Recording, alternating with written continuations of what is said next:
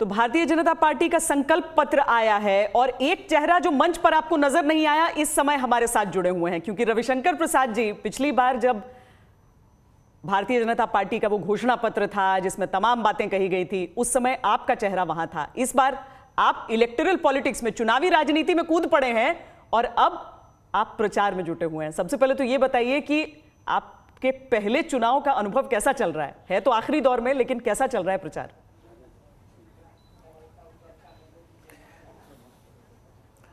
बहुत बढ़िया। मैं आपको बता दूं, जनता में अभूतपूर्व जोश है। देश के लोग, बिहार के लोग और मेरे क्षेत्र पटना साहिब की जनता नरेंद्र मोदी को दोबारा प्रधानमंत्री बनाना चाहती है और जिस प्रामाणिकता से मुझे आशीर्वाद मिल रहा है वो मुझे बहुत ही अभिभूत कर रहा है। हाँ, संकल्प पत्र जब लेकर मेहनत कर रहा हूँ, मेहनत में कोई कमी नहीं है, लोगों के सामने जा रहा हूँ। तो आपको लग रहा है कि आपसे ये पूछा जा सकता है एक उम्मीदवार के तौर पर कि अरे इसमें से तो अधिकतर चीजें आप लोगों ने पिछली बार बता दी थी, इस बार क्या नया देकर आए? शुरुआत राष्ट्रवाद से हुई, उसके बाद घुसपैठ की बात हो गई, बिहार की जनता को क्या बताएंगे आप?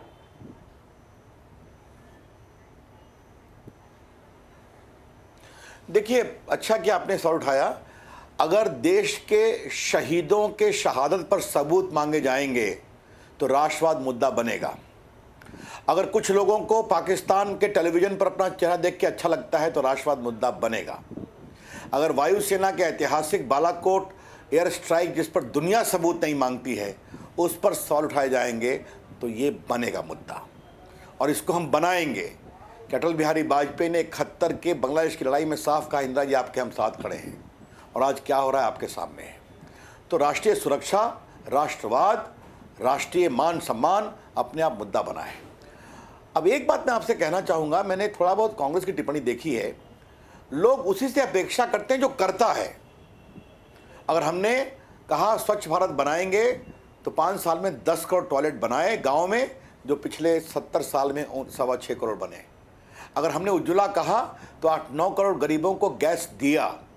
अगर आईटी मंत्री के रूप में डिजिटल इंडिया की बात की तो आज देश के 2.5 लाख ग्राम पंचायत में कॉमन सर्विस सेंटर है, जिनकी संख्या अब 80,000 से बढ़कर 3.25 लाख हो गई है। रविशंकर जी, कांग्रेस पार्टी ने एक सीधे तौर पर यह सवाल पूछा कि उनकी न्याय योजना, जिसे वो गरीबी पे सर्जिकल स्ट्राइक कह रहे हैं, उन्होंने सीधे तौर पर पूछा कि क्या आप उनकी इस फैसले के साथ नहीं हैं कि गरीबों को सालाना एक मुश्त पैसे दिए जाएं? 72,000 सालाना बहुत बड़ी रकम है जो वो घोषणा कर चुके हैं।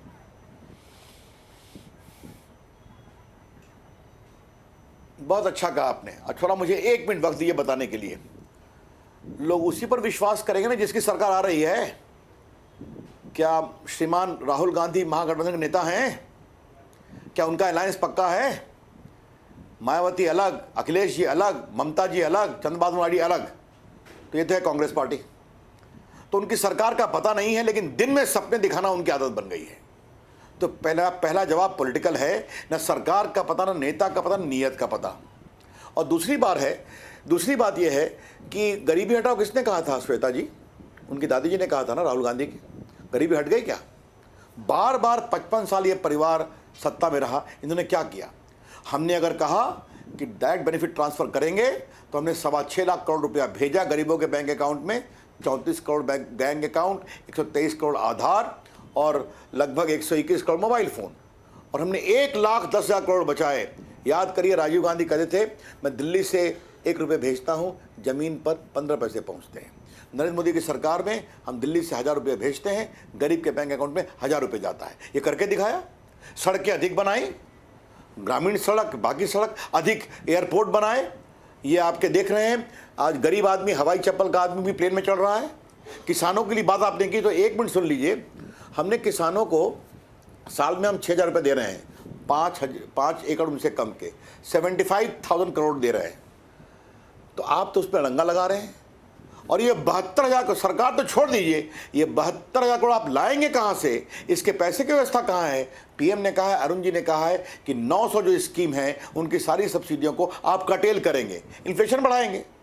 तो वो दिन में सपने दिखा रहे हैं, हम गरीबों के लिए प्रामाणिक काम कर रहे हैं, ये अंतर है। पर संकल्प पत्र में प्रमुखता दी गई है राष्ट्रवाद के मुद्दे को, प्रमुखता दी गई है ऐसी बातों को, सिटीजनशिप बिल के बारे में बात की गई है, यहाँ तक कि 6ठे नंबर पर राम मंदिर का भी जिक्र आ गया, जो कि पिछले जो घोषणा पत्र था भारतीय जनता पार्टी का, हूबहू वही लाइन है।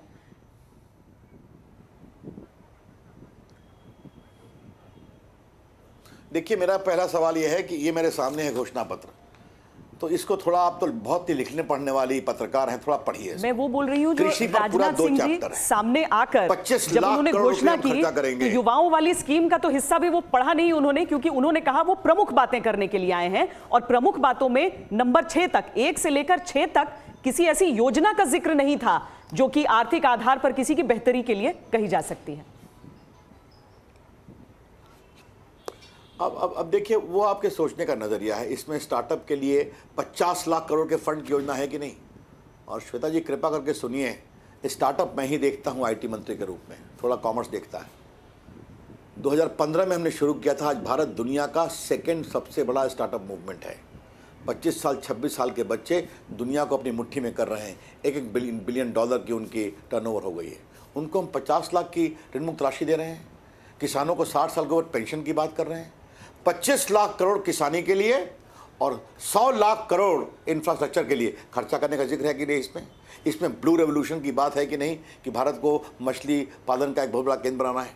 लेकिन हाँ, हमारी एक पहचान है, हम राष्ट्रवाद पर कॉम्प्रोमाइज़ नहीं करेंगे, हम भारत की एकता अखंडता पर कॉम्प्रोमाइज़ नहीं करेंगे, हम आतंकवाद के खिलाफ सख्त कार्रवाई करने में नहीं हिचकेंगे। देश को तय करना है कि मजबूत नेता चाहिए या मजबूर चाहिए, मजबूत सरकार चाहिए या मजबूर सरकार चाहिए, सबूत मांगे या देश के सपूतों को सम्मान दे। ये सोचने का नजरिया कि है। आप सफर करते रहे हैं प्रचार के लिए रविशंकर जी, इसलिए आपको बता दें कि कांग्रेस ने उसके फौरन बाद एक प्रेस कॉन्फ्रेंस की जिसकी शुरुआत अहमद पटेल ने की। उन्होंने कहा कि मैनिफेस्टो की जगह माफीनामा जारी करना चाहिए था, और उन्होंने तस्वीर दिखाई कि ये जो भारतीय जनता पार्टी का संकल्प पत्र है उसमें प्रधानमंत्री नरेंद्र मोदी की तस्वीर सिर्फ नजर आ रही है, और जो कांग्रेस पार्टी का मैनिफेस्टो है उसमें जनता नजर आ रही है, सैलाब नजर आ रहा है, और नीचे राहुल गांधी की एक छोटी सी तस्वीर है। उन्होंने कहा इससे ही पता चल जाता है कि दोनों पार्टीज का अप्रोच क्या है, जनता हमारे साथ है, उन्होंने ऐसा कहा।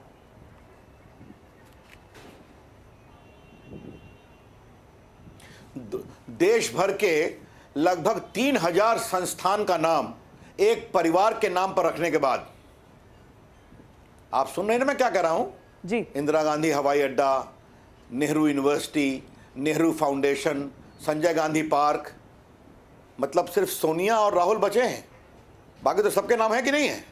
इसलिए कृपया करके इस तरह की बचकानी बात अगर करते हैं अहमद पटेल तो मुझे हंसी आती है। मैं थोड़ा उन्हें मैच्योर समझता हूं। पर नमो श्रीमान ऐप अहमद जो पटेल, आता है, क्या आप कांग्रेस पार्टी के अध्यक्ष बन सकते हैं? नमो ऐप क्या होता गुलाम नबी है, आजाद बन सकते हैं? उसमें नरेंद्र मोदी का नाम तो स्पष्ट तौर पर आ जाता है ना रविशंकर जी? देखिए, एक मिनट, जवाब बहुत सिंपल है। नमो ऐप से इंफॉर्मेशन जा रहा है कि नहीं? और देखिए श्रद्धा मना श्वेता सिंह, आज आप सुन लीजिए, जब आपने सवाल उठाया है, इस देश के 4 चुने हुए प्रधानमंत्री रहे हैं, नेहरू जी, इंदिरा गांधी, अटल बिहारी वाजपेयी और नरेंद्र मोदी। ये चारों जनता के द्वारा चुने हुए प्रधानमंत्री थे। राजीव गांधी मां की हत्या के बाद भावना में जीते थे, बाकी सब परिस्थिति, किस्मत या बाकी के कारण प्रधानमंत्री बने। आज मोदी जी को देश ट्रस्ट करता है।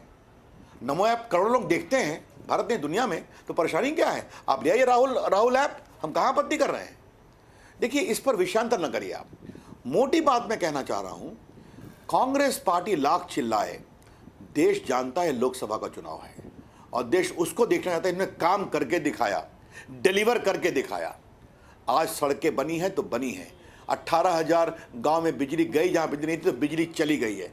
कल मैं गया था बख्तियारपुर के आगे दियारा में, लोगों ने कहा 70 क्या, हम लोग की पहली बार लालटेन युग पर बिजली आई है। तो आई है उन गाँव में, यादव के भी गाँव थे, बाकी के भी गाँव थे। नहीं तो आपको जो वोट मिलेगा रविशंकर जी, तो नरेंद्र मोदी के नाम पर मिलेगा या रविशंकर प्रसाद के नाम पर वोट मिलेगा? डिलीवर कर दे, दोनों मिलेगा।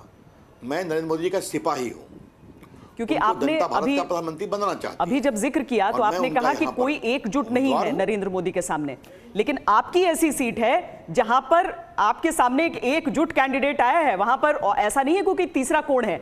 शत्रुघ्न सिन्हा, आपके अपने पुराने कोलीग, आपके खिलाफ चुनाव मैदान में रहेंगे इस बार।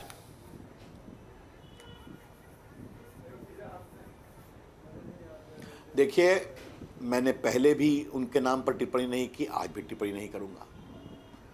आपने मुझे मैनिफेस्टो के लिए बुलाया था, आपने पूछा है तो आप जान लीजिए, ये चुनाव मुद्दों का है, ये चुनाव इश्यूज का है, ये चुनाव है आशा बनाम अवसरवाद का, ये चुनाव है 2019 का भारत, 90 का भारत नहीं है जहां प्रधानमंत्री 4 महीने और 10 महीने के लिए हुआ करते थे।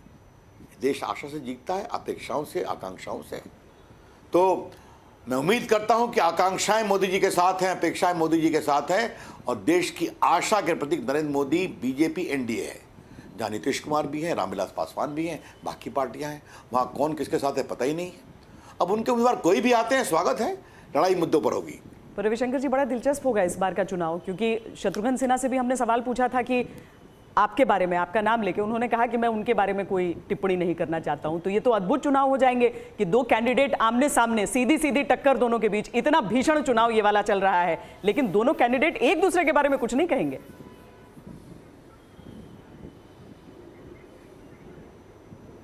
अच्छी बात है। आप देखिए, मुझे वर्षों से जानते हैं, मेरे राजनीति की उसका एक मानदंड होता है, मैं उस मानदंड को बताऊंगा। और आज ये लोकसभा का चुनाव है, हिंदुस्तान के भविष्य का चुनाव है। इस देश को मजबूत सरकार चाहिए या मजबूर सरकार चाहिए, मजबूत नेता चाहिए या मजबूर नेता चाहिए, ये विषय आएंगे। परफॉर्मेंस की बात आएगी, भारत की इकोनॉमिक रिकवरी, भारत का आर्थिक मानदंड, भारत दुनिया की बढ़ती हुई ग्लोबल ताकत, ये सब विषय चर्चा क्यों होंगे। और उस दूसरी तरफ क्या है, ये चर्चा होगी। तो इस चर्चा को होने दीजिए, आनंद आएगा। ये चुनाव अगर इश्यूज पर होगा तो मुझे बहुत खुशी होगी। और हमारे साथ इश्यूज इतने हैं, हमारी क्रेडिबिलिटी, जनता में हमारे प्रति आशा और जनता का विश्वास बहुत है। तो चर्चा होने दीजिए, क्या फर्क पड़ता है। तो आपको ये सवाल क्यों नहीं पूछूंगा मैं, आपको अपनी उम्मीदवारी मजबूती की और उनकी मजबूरी की दिख रही है। कौन बनेगा?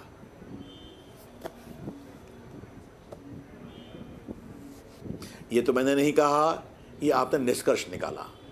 मैंने कहा इस देश को मजबूत सरकार चाहिए या मजबूर सरकार, इस देश को मजबूत नेता चाहिए या मजबूर नेता चाहिए, वो होगा। और ये मुद्दे हैं। जब मैं इश्यूज की बात करता हूं तो यही बात है ना कि आज भारत को दुनिया की बड़ी ताकत में आगे बढ़ाना है या घींच तीर एडजस्टमेंट, काउंटर एडजस्टमेंट की सरकार कि देवेगौड़ा गए 10 महीने में, गुजराल गए 8 महीने में, चंद्रशेखर गए 4 महीने में, वीपी सिंह गए 11 महीने में, यही सरकार बनानी है क्या? देश में चर्चा होने दीजिए। निष्कर्ष निकालने की आपसे बात अच्छा है आप आपने कर सवाल रहे हैं, पूछा। लेकिन तो मायावती जी ने कहा मैं बनूंगी प्रधानमंत्री, जो मजबूत सरकार का प्रतिनिधित्व करेगा वो मजबूत, और आप कह रहे हैं जो मजबूर गठबंधन का प्रतिनिधित्व कर रहा है वो मजबूर।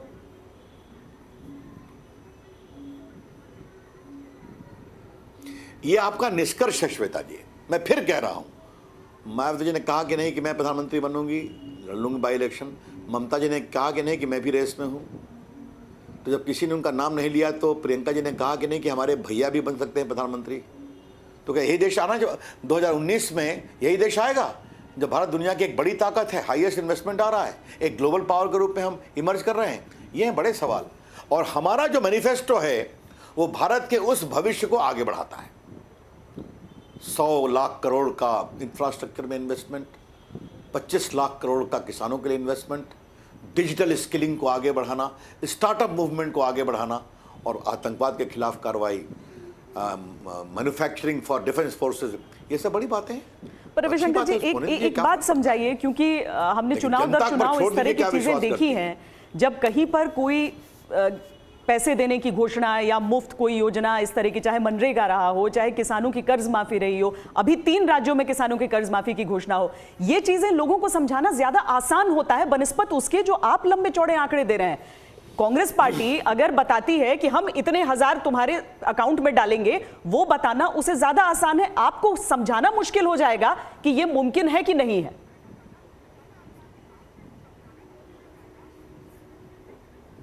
सब जवाब बहुत सीधा है।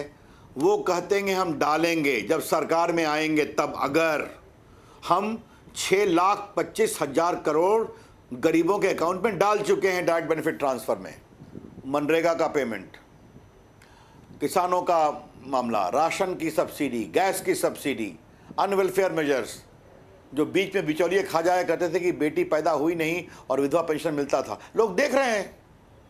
और हमने 1,10,000 करोड़ रुपये बचाया। तो ये पहले जान लीजिए कि वो 72,000 की बात करते हैं, हम 6,10,000 करोड़ डायरेक्ट बेनिफिट ट्रांसफर में करोड़ों लोगों के यहाँ पहुँचा चुके। अगर देश के 12 करोड़ किसानों को हम साल में 6,000 रुपया देंगे तो हम पहुँचा चुके पहले उनकी 2 खेप। 75,000 करोड़ हर साल देंगे आने वाले 10 साल तक। तो उनका एक दिन में सपना है दिखाने का, हमारा काम कर दिया। आपने कहा ये लोन की बात, क्या मध्य प्रदेश में लोन माफ़ हुआ? क्या राजस्थान में पूरा लोन माफ़ हुआ? क्या छत्तीसगढ़ में पूरा माफ़ हुआ? क्या पंजाब में माफ़ हुआ? क्या कर्नाटका में माफ़ हुआ? याद करिए 2009 में उन्होंने वादा किया था कि हम किसानों के कर्ज माफ अपने लिए वोट मांगने का अनुभव कैसा है अभी तक आपका? करोड़। अपने लिए वोट मांगना आसान हो रहा है, दूसरों के लिए आप बहुत मांग चुके हैं वोट अपनी पार्टी में, बाकी उम्मीदवारों के लिए बहुत मांग चुके हैं। अपने लिए मांगना मुश्किल है या आसान है?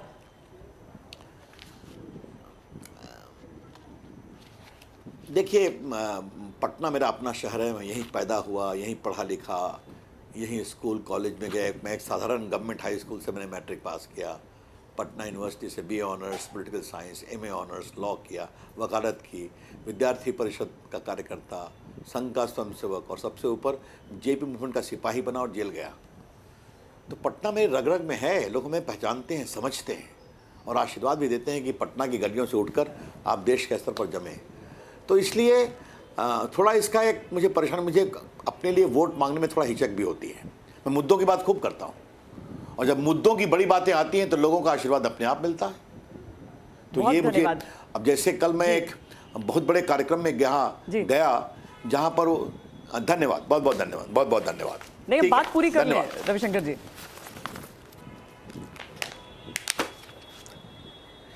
नहीं, मैं आप बता रहा हूँ कि कल मैं एक जगह गया था जहाँ हर रविवार को और एक दिन और हजारों बच्चे आते हैं सिर्फ मंत्र पाठ करने के लिए। तो मैं उनके पास गया था खाली उनको नमस्ते करने जी। और मैंने भारतीय अध्यात्म, भारतीय संस्कारों की बात की।